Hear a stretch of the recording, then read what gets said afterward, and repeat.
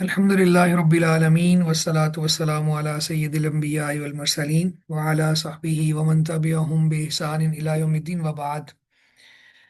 अऊज़ु बिल्लाहि मिनश शैतानिर रजीम व अलल लज़ीना हादू हर्रमना कुल्ला ज़ी ज़ुफ़ुर व मिनल बक़रि वल गनमि हर्रमना अलैहिम शुहूमहुमा इल्ला मा हमलत ज़ुहूरुहुमा अविल हवाया औ मख्तलत बिअज़्मिन ज़ालिका जज़यनाहुम बिबग़यिहिम व इन्ना लसादिकून।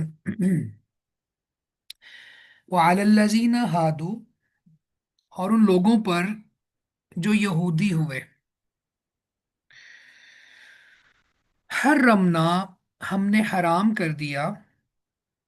कुल्ला ज़ी ज़ुफ़ुर, हर नाखून वाला जानवर। और उन लोगों पर जो यहूदी बन गए, हमने हर नाखून वाला जानवर हराम कर दिया। वो कौन से हैं अभी बात करते हैं। अच्छा, व मिनल बकरी वल गनमी, और बकर में से, गाय की कैटेगरी में से, गायों में से, वल गनमी, और भेड़ बकरियों में से, हर्रमना अलैहिम, हमने उन पर हराम कर दिया, शुहूमहुमा, उन दोनों की चर्बियां, इल्ला मा हमलत ज़ुहूरुहुमा, मगर या सिवाय उसके जो उनकी पुश्तें उठाए हों, अविल हवाया, या फिर उनकी अंतड़ियां उठाए हुए हों, औ मख्तलत बि आज़मिन, या जो किसी हड्डी के साथ मिली हुई हो। ज़ालिका जज़ैनाहुम बिबग़यिहिम, ये हमने उन्हें उनकी सरकशी की जजा दी। ज़ालिका जज़ैनाहुम, ये हमने उन्हें जजा दी, बिबग़यिहिम, उनकी सरकशी की, या हमने बदला दिया उनकी सरकशी का। व इन्ना लसादिकून, और बिलाशुबा यकीनन हम सच्चे हैं। और उन लोगों पर जो यहूदी बन गए, हमने हर नाखून वाला जानवर हराम कर दिया, और गायों और भेड़ बकरियों में से हमने उन पर दोनों की चर्बियां हराम कर दी, सिवाय उसके जो उनकी पुश्तें या अंतड़ियां उठाए हुए हों, या जो किसी हड्डी के साथ मिली हो। ये हमने उन्हें उनकी सरकशी का बदला दिया, और बिलाशुबा यकीनन हम सच्चे हैं। इस आय मुबारक में अल्लाह रब्बुल इज़्ज़त ने यहूदियों के ऊपर जो हलाल चीज़ें हराम थी उनका तज़किरा किया है। खैर, पहले हम इसको देख लेते हैं, लफ्जी लफ्जी बात कर लेते हैं। हादू का माना है यहूदी हुए। असल में यहूज़ा या यहूदा, ये याकूब अलैहिस्सलाम का एक बेटा था, उसकी तरफ निस्बत की वजह से इनका ये नाम पड़ गया यहूदी। ये दुरर सनिया में ये बात मैंने पढ़ी। और इससे मुराद सिर्फ यहूदी हैं। अगर अहले किताब होता तो फिर ईसाई भी होते, लेकिन यहाँ पे अहले किताब नहीं, बल्कि उनमें से यहूदियों का तज़किरा है। फिर दूसरा, कुल्ला जी जुफुर। जुफुर कहते हैं नाखून, जी जुफुर नाखून वाला। तो हर नाखून वाला जानवर, उससे मुराद वो जानवर या परिंदा जिसकी उंगलियां फटी हुई, अ, यानी अलग अलग ना हो, ठीक है, मिली हुई हो। जैसे वो मतलब ऊंट है, शुतुरमुर्ग है, बत्तख है, ठीक है, यानी जिनके पाँव पाँव की उंगलियां आपस में मिली हुई ना हो, वो जी जुफर है। तो उनके लिए वो सिर्फ वो परिंदे या जानवर हलाल थे जिनके पंजे खुले हुए थे, अलग अलग थे।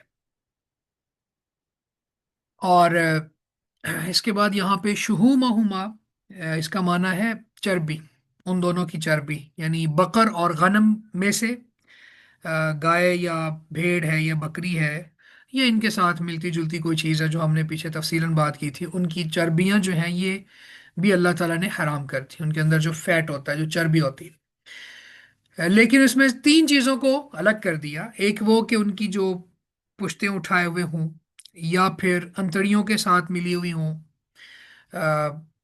यानी इससे मुराद वो, बल्कि अंतड़ियां भी तो चर्बी की होती हैं बाज, چھوٹی آنت اگر جو انٹسٹائن کو ہم اسٹڈی کریں تو اس میں جا کے پھر وہ ظاہر ہے چربی والی بھی ہوتی ہیں. اور یہ قربانی کا جب جانور ہم ذبح کر رہے ہوتے ہیں اور اس کو کاٹ رہے ہوتے ہیں تو اس کے اندر یہ ساری چیزوں کا مشاہدہ کیا جا سکتا ہے. میرے فادر تو الحمدللہ پچھلے کوئی ہم جب وہ حج پہ گئے اس کے علاوہ پچھلے کوئی 15 16 سال سے 20 سال سے الحمدللہ جب سے میں نے وہ سنبھالا ہم یہ گھر میں کرتے ہیں. خود خود کرتے ہیں، مطلب ہوتا ہے نا کہ باہر کسی کو کر دینا شوق سے خود کرتے ہیں، بچے دیکھ رہے ہوتے ہیں تو وہ والے سب پھر دکھا رہے ہوتے ہیں کہ یہ فلاں فلاں چیز ہے تو وہاں پہ یہ موجود ہوتا ہے کہ انتڑیوں نے چربی اٹھائی ہوئی ہو کا معنی کیا ہے کہ وہ انتڑیاں ہی چربی کی ہوتی ہیں جو چھوٹی انٹسٹائن میں نے کہا ہے. تو یہ والی بھی جائز تھی ان کے لیے. یا پھر بعض ہڈی کے ساتھ چربی ایسے ملی ہوئی ہوتی ہے کہ اس کو اس سے الگ کرنا مشکل ہوتا ہے، ممکن نہیں ہوتا. تو یہ تین طرح کی چربیاں جو ہیں یہ جائز تھیں ان کے لیے، باقی چربی کو اللہ نے حرام کر دیا. پھر آگے اللہ تعالیٰ فرماتے ہیں کہ ہم نے ان کو جزا دی بے باغیہم، ان کی بغاوت سرکشی کی وجہ سے. اب اس آیت کا اجمالی معنی یہ ہے کہ اللہ تعالیٰ کہتے ہیں کہ یہ چیزیں جو اب شریعت محمد صلی اللہ علیہ وسلم میں حرام نہیں ہے، یہودیوں سے پہلے بھی حرام نہ تھی. البتہ یہودیوں نے جب سرکشی کی تو اللہ تعالیٰ نے ان پر یہ چیزیں حرام، ان کو سزا دینے کے لیے یہ چیزیں حرام کر دی. تو یہاں پہ آ، ایک بہت بڑا لیسن ہمیں مل رہا ہے کہ انسان کی بغاوت کی وجہ سے، اس کی سرکشی کی وجہ سے اور اللہ تعالیٰ کے احکامات کو فراموش کرنے کی وجہ سے اس کو دنیا میں سزا مل سکتی ہے جیسے ان کو ملی. اور یہودیوں کی پوری تاریخ ہے کہ انہوں نے کس طرح سے انبیاء کو ستایا.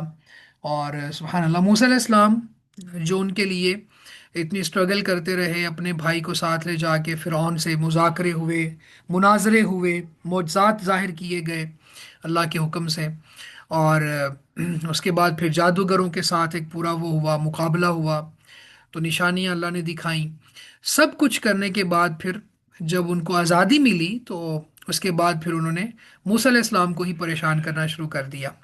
اور بس اصل میں ابھی ہم بات کریں گے جو سسٹر منزہ یاور کا ایک سوال ہے اس کے اوپر بھی. تو یہاں بھی چونکہ جو قوم بھی مادہ پرست ہوتی ہے، یعنی چیزوں کو لے رہی ہوتی ہے اور انہی کو دیکھ کے فیصلے کر رہی ہوتی ہے اور ان کا رجحان صرف چیزوں کی طرف ہوتا ہے، وہ پھر انبیاء کو بھی ستاتی ہے اور اللہ تعالیٰ کے احکامات کو فراموش کرنے میں وہ کوئی پس و پیش نہیں کرتی، یعنی کوئی تعامل نہیں ہوتا، سوچتی نہیں ہے. تو وہ قوم بھی میٹیریلسٹک تھی. جیسے آتا ہے نا کہ ہم سورہ البقرہ میں پڑھ کے آئے ہیں جب ان سے یہ کہا گیا کہ حتتن کہتے ہوئے بستی میں داخل ہو جاؤ، شہر میں داخل ہو جاؤ. حتتن کا معنی کیا ہے؟ اے اللہ ہمارے گناہ معاف کر دے. تو انہوں نے اس لفظ کو چینج کر دیا کیونکہ ان کی سوچ مادیت والی تھی نا، میٹیریلسٹک تھی. تو کیا کہا؟ ہنتتن. ہنتتن کا معنی حبتن فی شعرتن، کہ ہمیں بالیوں میں دانا چاہیے، ہمیں اناج چاہیے، ہمیں گناہوں کی بخشش نہیں چاہیے. اب یہ ان کا آپ دیکھیں کہ مائنڈ سیٹ ہے. تو پھر انہوں نے بہت ستایا تو اللہ تعالیٰ نے پھر ان کو سزا دی. ٹھیک ہے، تو یہ گرچہ یہودیوں کا تذکرہ ہے لیکن اللہ تعالیٰ یہاں بھی اور باقی بھی نصوص اس کے اندر یہ بیان کرتے ہیں کہ جب کوئی قوم دنیا میں سرکشی کرتی ہے تو اللہ تعالیٰ پھر دنیا میں بھی سزا دیتے ہیں. ظہر الفساد فی البر والبحر بما کسبت ایدی الناس. آ، خشکی میں اور پانیوں میں، یعنی بر و بحر میں جو فساد برپا ہو گیا، حالات خراب ہو گئے، آ، کس وجہ سے؟ بما کسبت ایدی الناس، لوگوں کے اعمال کی وجہ سے. تو لوگوں کے برے اعمال کی وجہ سے اللہ تعالیٰ پھر ان کو دنیا میں پکڑ لیتا. اور ایک بستی کی مثال دی اللہ نے قرآن مجید میں کہ وہ بستی بڑی مطمئن تھی، بڑا رزق آ رہا تھا ہر طرف سے وافر، لیکن انہوں نے اللہ تعالیٰ کی نعمتوں کا کفر کیا، ناشکری کی. تو اللہ تعالیٰ نے پھر ان کو بھوک کا اور قحط سالیوں کا لباس پہنا دیا. تو معلوم یہ ہوا کہ باغی شخص کو ڈرنا چاہیے کہ اللہ تعالیٰ کا کسی وقت بھی عذاب آ سکتا ہے. تو یہ اس آیت کا پورا ایک اجمالی معنی ہے اور کچھ اس میں سے میں نے کہا کہ لیسنز بھی ہیں. اب یہاں پہ اگر ہم تفصیلات میں جائیں تو سب سے پہلی بات یہ ہے کہ یہودی کہتے تھے، ان کا ایک دعویٰ تھا کہ اللہ تعالیٰ نے ہم پر کوئی چیز حرام نہیں کی. اصل میں یہودی کہتے تھے کہ ہم اللہ تعالیٰ کے نحن احباء اللہ و ابناؤہ، ہم اللہ کے محبوب ہیں. ٹھیک ہے، یعنی ہم اللہ تعالیٰ کے محبوب ہیں. اور اللہ تعالیٰ نے فرمایا کہ پھر اللہ تعالیٰ تمہیں عذاب کیوں دے گا اگر تم اللہ کے محبوب ہو، پسندیدہ ہو. تو وہ یہ بھی دعویٰ رکھتے تھے. پھر ابراہیم علیہ السلام کی طرف اپنی نسبت کرتے تھے. پھر اسی طرح وہ یہ کہتے تھے کہ ہمارے اوپر تو کوئی چیز بھی حرام نہیں تھی. تو اللہ تعالیٰ نے یہاں پہ ان کے اس دعوے کی تردید کی کہ ہم نے تمہارے گناہوں کی وجہ سے تمہارے اوپر چیزیں حرام کی ہیں. یعنی ایسا نہیں ہے کہ تمہارے اوپر کوئی چیز بھی حرام نہیں تھی، تمہارے اوپر ہم نے چیزیں حرام کی. اور حرام کرنے کا سبب کیا ہے؟ ان کی سرکشی. مثلا اگر ہم جائیں یہاں پہ سورہ النساء میں، تو یہاں بھی اللہ تعالیٰ فرماتے ہیں فَبِظُلْمٍ مِّنَ الَّذِينَ هَادُوا حَرَّمْنَا عَلَيْهِمْ طَيِّبَاتٍ أُحِلَّتْ لَهُمْ وَبِصَدِّهِمْ عَن سَبِيلِ اللَّهِ كَثِيرًا، کہ ہم نے یہودیوں پر ان کے ظلم کی وجہ سے وہ چیزیں جو ان کے لیے حلال تھیں، پاکیزہ تھیں، ہم نے حرام کر دی. اور اس وجہ سے بھی کہ وہ اللہ کے رستے سے روکتے تھے، یعنی بہت سے لوگوں کو اللہ کے رستے سے وہ روکتے تھے، تو ان کی گناہوں کی وجہ سے ہم نے ان پر چیزیں حرام کر دی. تو یہ ان کے دعوے کی تردید بھی یہاں مراد ہے جو اللہ تعالیٰ نے بیان کی ہے. پھر اسی طرح یہاں پہ یہ بات جو آخر میں اللہ تعالیٰ فرماتے ہیں وَإِنَّا لَصَادِقُونَ، بلا شبہ یقیناً ہم سچے ہیں. تو اس کا معنی کیا ہے کہ سبحان اللہ، اللہ تعالیٰ کہہ رہے ہیں کہ ہم سچے ہیں. یہودیوں کی بات کوئی وقت نہیں رکھتی، اللہ تعالیٰ کی بات ہی فائنل ہے اور وہی سچی ہے. اور اللہ سے زیادہ سچی بات کس کی ہو سکتی ہے؟ وَمَنْ أَصْدَقُ مِنَ اللَّهِ حَدِيثًا، یعنی بات کے اعتبار سے اللہ کے کلام سے بڑھ کر کس کا کلام ہو سکتا ہے کہ جو سچا ہو؟ تو اللہ تعالیٰ کی بات سچی ہے. اب یہاں پہ چربی کی بات ہے. تو یہودیوں نے کیا کیا کہ جب ان پر چربی حرام ہوئی تو انہوں نے انہیں پگھلا کے ان کو بیچ لیا اور قیمت کھا گئے. ٹھیک ہے، یعنی انہوں نے کہا ہم ڈائریکٹ چربی نہیں کھاتے، لیکن ہم کیا کرتے ہیں کہ اس کو پگھلاتے ہیں، اور پگھلا کے اس کی فارم چینج کر دی اور اس کے بعد پھر اس کو بیچ دیا، اور بیچنے کے بعد اس کے پیسے کھا گئے. اب یہ طرز عمل ہے یہود کا. اور آپ کو پتہ ہے بنی اسرائیل کے وہ 3 گروہ بھی تھے، جن میں سے ایک گروہ مچھلیاں پکڑتا تھا براہ راست. اور پکڑتا کیسے تھا؟ ہیلا کر کے. یعنی وہ ہفتے والے دن مچھلیاں پکڑنے سے منع کیا گیا، اصحاب السبت. تو انہوں نے کیا کیا کہ حوض بنا لیے الگ الگ سے، کسی اور دن پانی میں وہ ڈال دیتے اور ہفتے والے دن وہ اس میں چھوڑ دیتے اور بعد میں پکڑ لیتے، اللہ کو دھوکہ دیتے. تو اب یہاں پہ جب ان کے اوپر چربی منع کر دی گئی، حرام کر دی گئی، تو انہوں نے کیا کیا؟ ہم چربی تو نہیں کھاتے، براہ راست تو نہیں کھا رہے، منع ہے، پر اس کی فارم، اس کو ریفارم کر کے کسی اور فارم میں ڈال کے پھر اس کے بعد اس کو بیچ کے کھا گئے. اس کی حدیث ہمارے پاس موجود ہے، یہ صحیح بخاری میں ہے، کتاب البیوع، بزنسز کا باب. تو اللہ تعالیٰ کیا، اللہ کے نبی صلی اللہ علیہ وسلم کیا فرماتے ہیں؟ جابر بن عبداللہ رضی اللہ تعالیٰ عنہما کہتے ہیں کہ میں نے رسول اللہ صلی اللہ علیہ وسلم کو سنا یقول عام الفتح وہو بمکہ تھا، جس سال مکہ فتح ہوا اس سال وہ مکہ میں تھے، اور آپ نے فرمایا ان اللہ و رسولہ حرم بیع الخمر والمیتۃ والخنزیر والاسنام، بے شک اللہ تعالیٰ نے شراب، مردار، خنزیر اور بتوں کو بیچنا حرام کر دیا ہے، ان کی خرید و فروخت ممنوع ہے، حرام ہے. فقیل یا رسول اللہ، تو آپ صلی اللہ علیہ وسلم سے کہا گیا اللہ کے رسول، ارائیت شحوم المیتۃ، آپ کا مردار کی چربی کے بارے میں کیا خیال ہے؟ یعنی مردہ ہے تو اس کی چربی کو ہم اگر استعمال کر لیں یا اس کو بیچ دیں. پھر آگے فوائد بھی بتائے، فَإِنَّهَا يُطْلَى بِهَا السُّفُنُ، اس چربی کے ذریعے کشتیوں کو سافٹ کیا جاتا ہے. یعنی سفن، سفینہ تو ان کی جمع ہے نا، سفینہ کشتی کو کہتے ہیں. تو کشتی کو سافٹ کرتے ہیں، اس کے اوپر مل دیتے ہیں. وَيُدْهَنُ بِهَا الْجُلُودُ، اور اس کے ذریعے چمڑوں کو نرم کیا جاتا ہے، یعنی اس کو پگھلا کے آئل بنا کے چمڑا اس میں ڈال دیتے ہیں تو وہ نرم ہو جاتا ہے.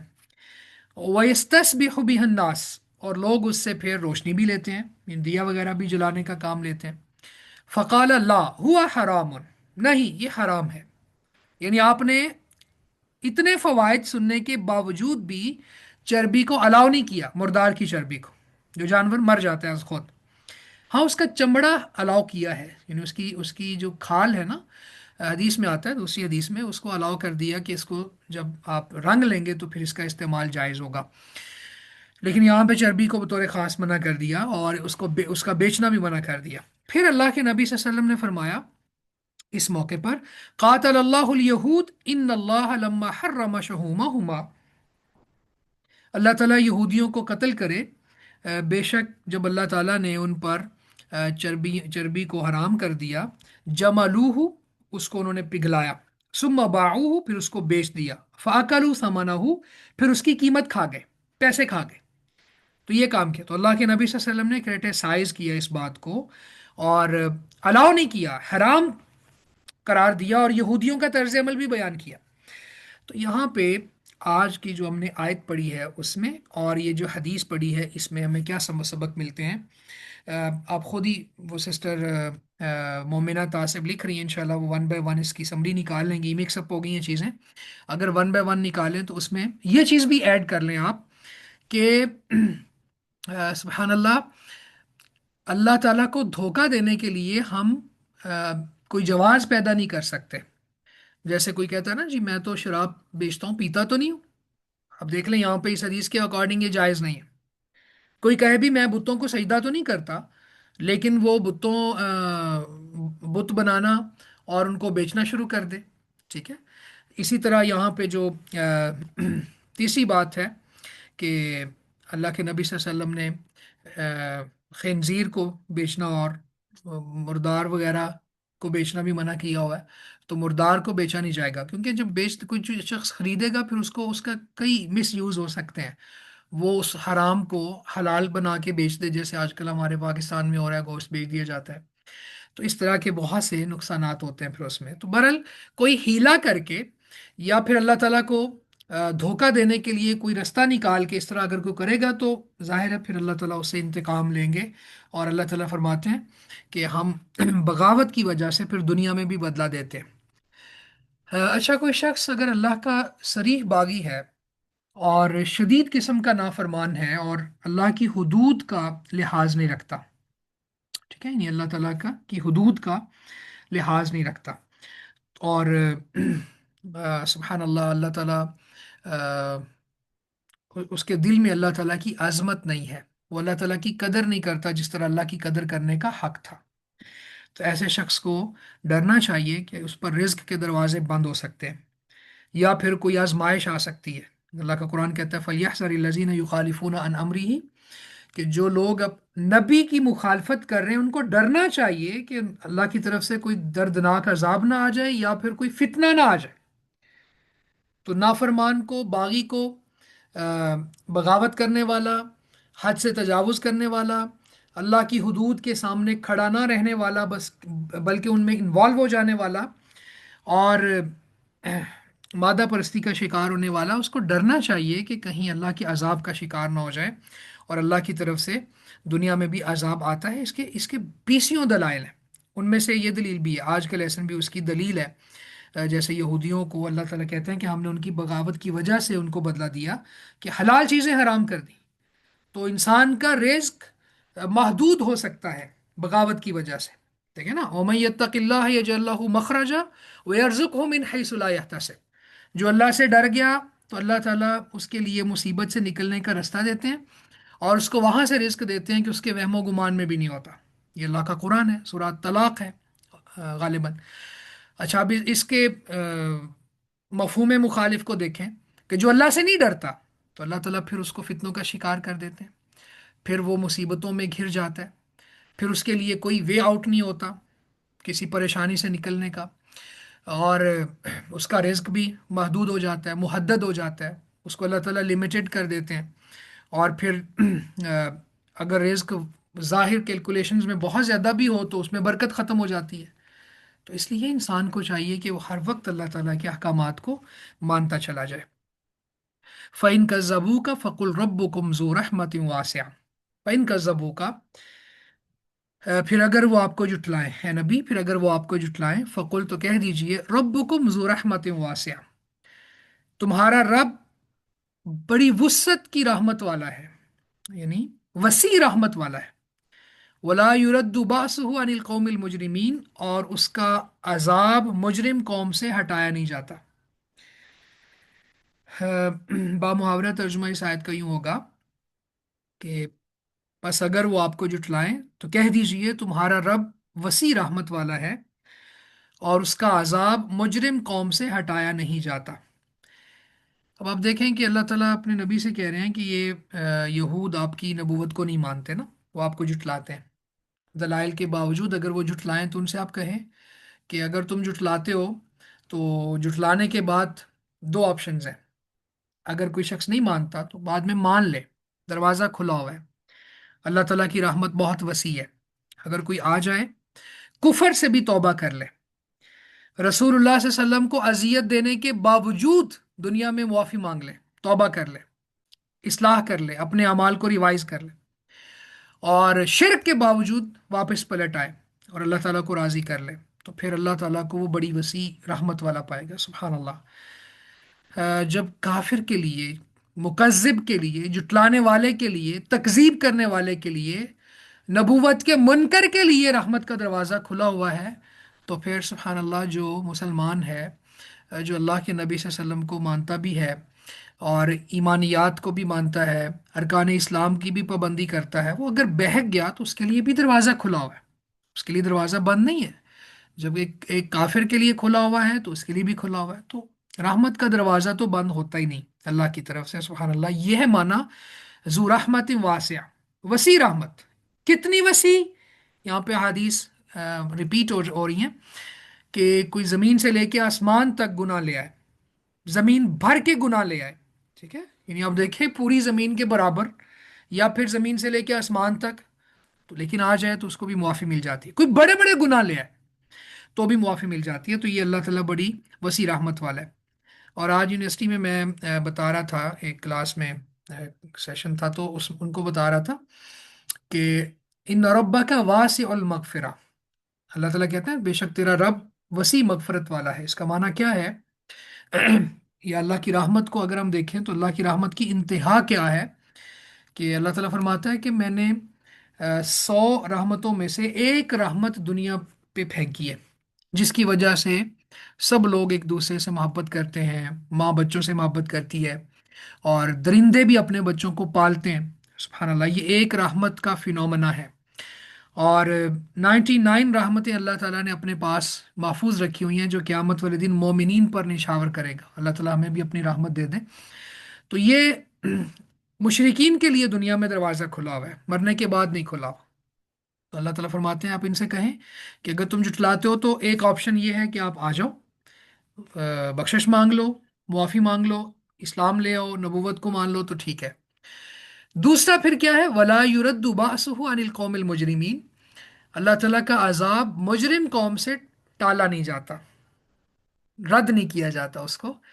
تو یعنی دوسرا پھر یہ ہوگا کہ اگر تم نہیں مانتے تو یہ والی آپشن ہے، ترہیب ہے، پھر ڈرایا ہے اللہ تعالیٰ نے اپنے عذاب سے۔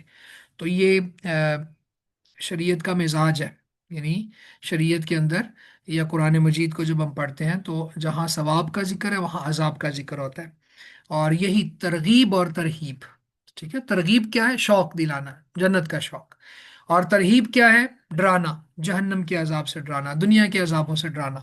تو یہ ترغیب اور ترہیب کے اوپر شریعت چل رہی ہے، یعنی اللہ تعالیٰ کا یہ سبحان اللہ انداز ہے، کما یلیق بشانی۔ اور یہ قرآن کا بھی خاص انداز ہے، یہ نصیحت کا انداز ہے، اور یہ بڑا مؤثر انداز ہوتا ہے کہ انسان کو بتا دیا جائے کہ تم یہ کرو گے تو یہ ملے گا، اور اگر یہ نہیں کرو گے، اللہ کی بات نہیں مانو گے تو پھر یہاں جاؤ گے۔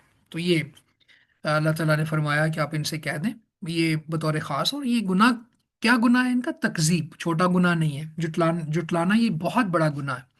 تو جو یہودیت کو چھوڑ کے مسلمان ہو گئے، آخری نبی پر ایمان لے آئے، جیسے عبداللہ بن سلام رضی اللہ تعالیٰ عنہ اور باقی لوگ، تو وہ تو پھر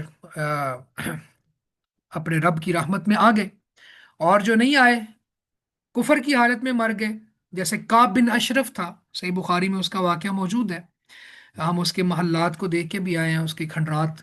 تو اس کا پھر انجام بہت برا ہوا، جو محمد بن مسلمہ نے، ابو نائلہ نے کیا، رسول اللہ صلی اللہ علیہ وسلم نے ان کو ٹاسک دیا، تو جو یہودی یہودیت پہ مر گیا اور اللہ کے نبی صلی اللہ علیہ وسلم پر ایمان نہ لایا، تو پھر اس کا انجام بہت برا ہے. یہ ہے وہ مجرم قوم، یا مجرم قوم کا فرد جس سے اللہ کا عذاب ٹالا نہیں جاتا. یہاں تک رکھیں گے ہم انشاءاللہ. یہ دو آیات ہماری ہو گئی ہیں. جی کسی کا کوئی سوال ہے، کوئی بات آپ ایڈ کرنا چاہیں تو کر سکتے ہیں.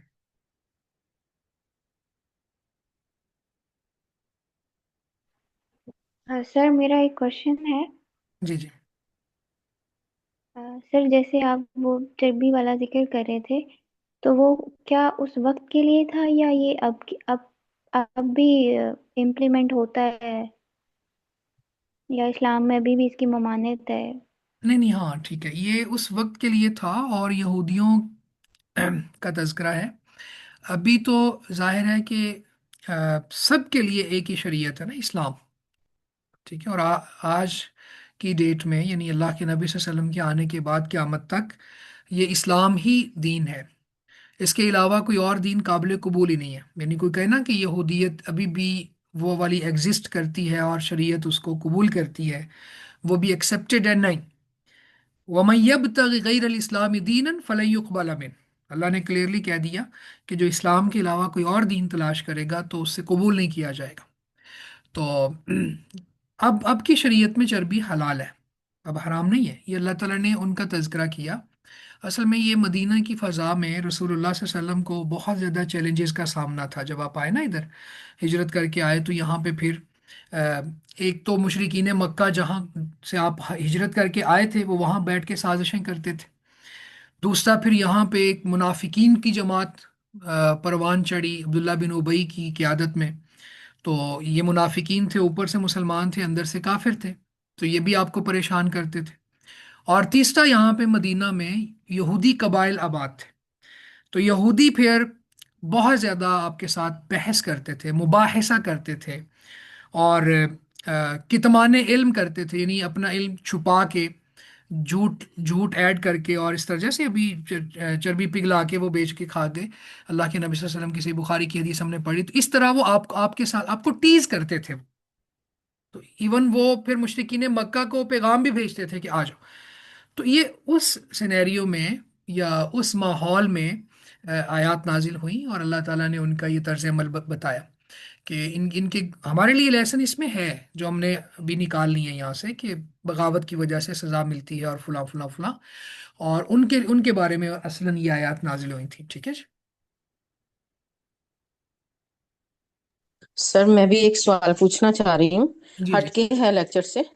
جی اب جتنے بھی بچے چھوٹے بلوغت سے پہلے جو فوت ہو جاتے ہیں، وہ اپنا دین فطرت پہ ہوتے ہیں، تو اسی طرح جتنے بھی بلوغت سے پہلے بچے وفات پا چکے، چاہے وہ کسی یہودی نصاری یا ہندو کسی کے بھی گھر پیدا ہوئے ہیں، لیکن وہ بلوغت سے پہلے فوت ہو گئے، تو کیا وہ جنت میں جائیں گے؟ تو اگر جنت میں جائیں گے تو کس طرح سے جائیں گے؟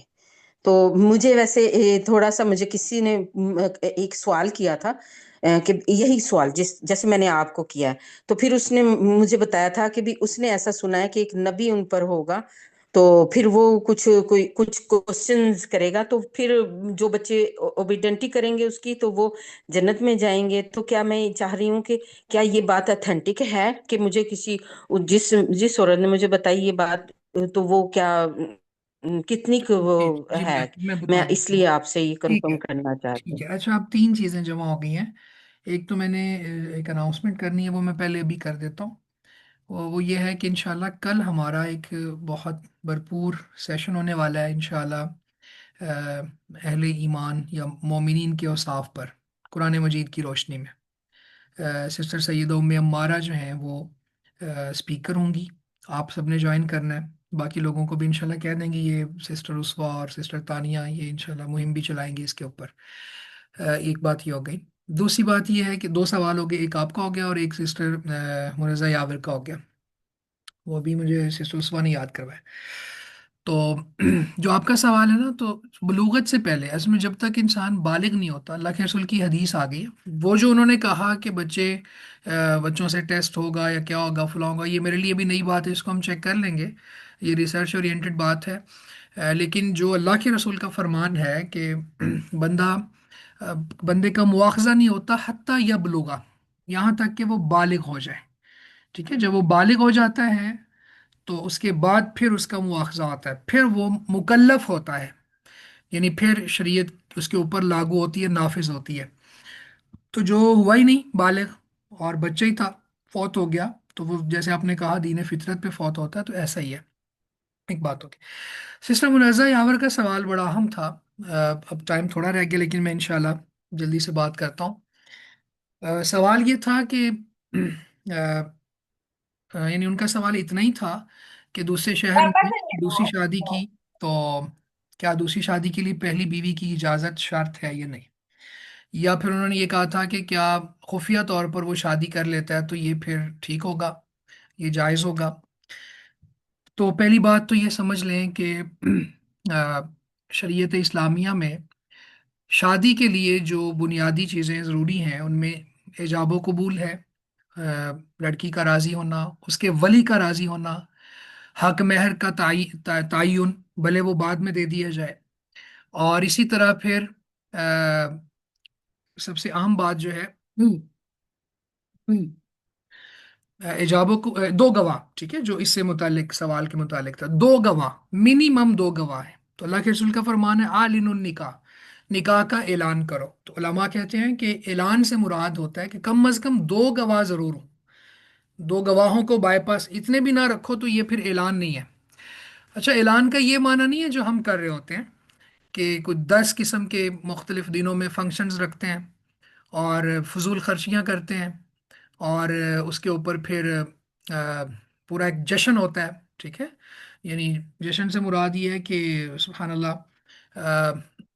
خرافات ہوتی ہیں، فضول خرچیاں ہوتی ہیں، عورتیں اپنے شوہروں کو پریشان کرتی ہیں کہ بھئی کزنز نے یہ لینا ہے تو ہم نے بھی یہ لینا ہے، اگر وہ افورڈ نہیں کر پاتا تو حرام کی طرف جاتا ہے۔ تو ایک بات یہ یاد رکھیں کہ اللہ کے نبی صلی اللہ علیہ وسلم کی شریعت میں جتنی سادہ شادی ہوگی اتنی اس میں برکت آئے گی۔ ایسے ایسے نکاح ہم نے دیکھے ہیں، میرے ایک دوست کی کہ کزن کی شادی تھی، میں بھی انوائٹڈ تھا، 4 کروڑ روپیہ ولیمے پہ لگایا اور 2 ہفتوں بعد طلاق ہو گئی۔ میں نہیں کہتا ایسا ہو، اللہ معاف کرے، لیکن اللہ تعالیٰ رحم کرے، پر جو رسول اللہ صلی اللہ علیہ وسلم کا فرمان ہے کہ جس نکاح میں جتنی سادگی ہوگی اتنی برکت آئے گی، وہ ہمیں ملحوظ خاطر رکھنا چاہیے۔ تو اعلان کا مطلب ہے کم از کم دو گواہ یہ ہونے چاہیے، تو اعلان ہو جاتا ہے، ایک بات۔ دوسری بات یہ ہے کہ پہلی بیوی سے چھپانا گناہ ہے؟ نہیں، گناہ نہیں ہے، کیونکہ شریعت میں پہلی بیوی کی اجازت شرط نہیں ہے، ضروری نہیں ہے کہ اس کو بتایا جائے۔ ہاں، اگر اس کو آپ اعتماد میں لے لیں، وہ آپ کا ساتھ دے دے اور وہ قرون اولیٰ کی یاد تازہ کر دے، صحابیات کا طرز عمل اپنا لے، پھر تو کیا ہی بات ہے۔ لیکن شریعت نہیں کہتی کہ آپ اس کو بتاؤ، آپ اس کو ساری زندگی بھی نہ بتائیں تو کوئی حرج کی بات نہیں ہے۔ تو یہ دو چیزیں ہو گئیں۔ اب یہاں پہ ایک بات اور سمجھ لیں کہ ہمارے معاشرے میں شادی کے حوالے سے بہت سی مسکنسیپشنز ہیں، یعنی اس کو آپ یوں کہہ لیں افراط و تفریط ہے، اور عجیب قسم کی چیزیں موجود ہیں یہاں پر۔ اس میں ایک بات تو یہ ہو گئی، ویسے ہم نے اس کے اوپر سیشنز کیے ہوئے ہیں، ایک بات تو یہ ہو گئی کہ شادی سے پہلے یعنی جو اسپاؤس سلیکشن کرائٹیریا ہوتا ہے اس کے اوپر بڑی عجیب قسم کی ہم نے چیزیں رکھی ہوئی ہیں، یعنی شریعت نے جو چیز دی ہے اس کو ہم نہیں دیکھتے، وہی نا ہماری ترجیحات بدل گئی، ہم میٹیریلسٹک ہو گئے، تو جس کی خرابی یہ ہوتی ہے کہ آج یونیورسٹی میں نام نہیں لیتا، ممکن ہے یہاں بھی سسٹرز آئی ہوں، 3 بہنیں آ کے میری اسٹوڈنٹس ہیں سائیکالوجی سے، وہ آ کے رو رہی ہیں کہ یہ مسئلہ ہو گیا اس کے ساتھ، اب اس کو نیند نہیں آتی، فلاں ہو گیا، تو وہ گھر والوں کو اگر وہ یہ کہہ دے میری شادی کر دو تو گھر والے مجرمانہ نگاہوں سے دیکھتے، لیکن اگر وہ کسی کے ساتھ افیئر میں چلی جائے تو پھر کوئی پرواہ نہیں ہے۔ تو ایک تو یہ ہونا چاہیے۔ پھر دوسری بات جو انہوں نے سسٹم منزہ نے کی کہ ایک سے زیادہ جو شادیاں ہیں یہ بھی معیوب نہیں ہے شریعت میں۔ ہاں، شریعت نے ایک بہت بڑی شرط یہاں لگا دی ہے عدل کی، اگر کوئی شخص یہ سمجھتا ہے کہ وہ عدل کی شرط کو فلفل کر سکتا ہے، اس کے اوپر ہم نے تفصیلاً بات کی ہوئی ہے، سورہ النساء کے شروع کے لیکچرز آپ سن لیں، تو پھر وہ کر لے، اس کو کوئی حرج نہیں ہے، یعنی شریعت نے اس کو قطعاً یہ نہیں کہا کہ وہ نہ کرے، بلکہ عرب اسکالرز یہ کہتے ہیں کہ جو کوئی افورڈ کر سکتا ہے تو پھر اس کو دوسری شادی کر لینی چاہیے۔ کیوں؟ اس لیے کہ عورتوں کی تعداد زیادہ ہے، آج آج اب دیکھ لیں اچھے رشتے نہیں مل رہے۔ اور میں آنیسٹلی آپ کے سامنے ایک بات رکھوں کہ اگر میری بیٹی یا میری بہن کے لیے دو لوگوں کا رشتہ ہے، ایک وہ ہے کہ جو کنوارا ہے، جس کی شادی نہیں ہوئی، اور بہت بڑا بزنس مین ہے، اور دنیا کے اعتبار سے بڑا وہ اسٹرانگ ہے، اس کا اسٹیٹس بڑا ہائی یعنی لیول کا ہے، اور ایک وہ کہ جس کی پہلے شادی ہوئی ہے، اولاد بھی ہے، پر نیک ہے، اللہ سے ڈرنے والا ہے، تو ان دونوں میں سے کس کو ترجیح دینی چاہیے؟ تو اچھے رشتے بہت نایاب ہو گئے نا۔ تو یہ چیز، جیسے میں نے کہا کہ بیٹی اگر گھر میں کہہ دے یا بیٹا اپنے گھر میں کہہ دے کہ میری شادی کرو، میں جوان ہو گیا ہوں، اس کو ایسے نہیں دیکھنا چاہیے کہ اس نے کوئی جرم کر لیا۔ بھئی اللہ رب العزت نے، شریعت نے حکم دیا اس بات کا، اور پھر آپ نے فرمایا کہ اگر تمہارے پاس ایسے شخص کا رشتہ آ جائے، من ترضون دینہ و خلقہ، جس کا دین اور اخلاق تمہیں پسند ہوگا، پھر بھی تم نکاح نہیں کرو گے، تو پھر زمین میں فساد پیدا ہو جائے گا۔ اور یہ فساد ہم اپنی آنکھوں سے دیکھ رہے ہیں، یعنی ہم اپنی آنکھوں میں معاشرے میں دیکھ رہے ہیں، ہاسٹلز میں کیا چل رہا ہے وہ دیکھ رہے ہیں۔ یہاں پہ لاہور میں الیاذ باللہ، اللہ معاف کرے، کو ہاسٹلز بن چکے ہیں، یعنی ماں باپ کو یہ کوئی فکر نہیں ہے کہ وہ کو ہاسٹلز میں رہ کے بچی کے ساتھ کیا ہو رہا ہے، لیکن جب نکاح کی بات ہوگی تو اس طرح سے، یا اس کو کوئی دوسری تیسری جگہ پہ اگر شادی ہو رہی ہے، تو یہاں پہ میں بتاتا نہیں ہوں، لیکن یہاں پہ ایک سسٹر ہیں، وہ اپنے شوہر کی تیسری بیوی ہیں، لیکن وہ خوش ہیں ماشاءاللہ، یہاں پہ ہمارے ساتھ ہیں، موجود ہیں ابھی اس کلاس میں۔ تو بتانے کا مقصد یہ ہے کہ شریعت انتہائی سادہ ہے، اپنے ضوابط کو کمپرومائز نہیں کرتی، اصولوں پہ کھڑی ہوتی ہے، لیکن ریلیکس کرتی ہے۔ اب سب کو بلانا، سب کو چاہیے کہ ایک جیسے کپڑے پہنے، سب کو چاہیے کہ 10 فنکشنز اٹینڈ کریں، پورے 2 ہفتے کے لیے وہ اپنی چیزیں چھوڑ چھاڑ کے یہاں پہ وہ کریں، تو شریعت کا تو مزاج ہی نہیں ہے۔ صحابہ شادی کرتے، اللہ کے رسول کو بھی انوائٹ نہیں کرتے، اللہ کے رسول خوش ہوتے کہ ایسی شادی ہو گئی ہے کہ جو انتہائی سادہ ہے۔ تو برحال ابھی ہمارا وقت ختم ہو گیا، آپ ایک تو سورہ النساء کی پہلی ریکارڈنگز منگوا لیں، وہ پڑھیں، سن لیں، اس میں یہ چیزیں آ جائیں گی، عدل کیا ہے اور کیا کیا حالات ہیں، واقعات ہیں، یہ جیسے سلسلہ منزہ کا سوال ہے۔ اور دوسرا پھر اس میں یہ ہے کہ ہمارے سیشنز بھی ہوئے ہیں یہاں پہ شادی کے اوپر، اسپاؤس سلیکشن کرائٹیریا کیا ہوتا ہے، کیونکہ میں وہاں پہ یونیورسٹی میں بھی فیملی اسٹڈیز پڑھاتا ہوں، فیملی لائف ان 21st سینچری، اس کے چیلنجز کیا ہیں، تو بہت سی چیزیں مجھے سمجھنے کا موقع ملا اس معاملے میں، اور شریعت نے سبحان اللہ کمال قسم کی رہنمائی کی ہوئی ہے۔ 40 سال 42 سال کی لڑکی ہو گئی، شادی نہیں کی، کیا وجہ ہے بھائی، کیوں نہیں کی؟ تو جب وجوہات کی طرف ہم جائیں گے تو بندہ حیران رہ جاتا ہے کہ ایسی عجیب قسم کی وجوہات ہیں، پھر اولاد کی مسائل ہیں، پھر بہت سی چیزیں، تو اللہ تعالیٰ اپنے حفظ و امان میں رکھے۔ جی آپ کا کوئی سوال رہ گیا تو انشاءاللہ کل لے لیں گے، کیونکہ 1 منٹ سے کم رہ گیا۔ آپ یہ سیشنز وغیرہ، سسٹم منظم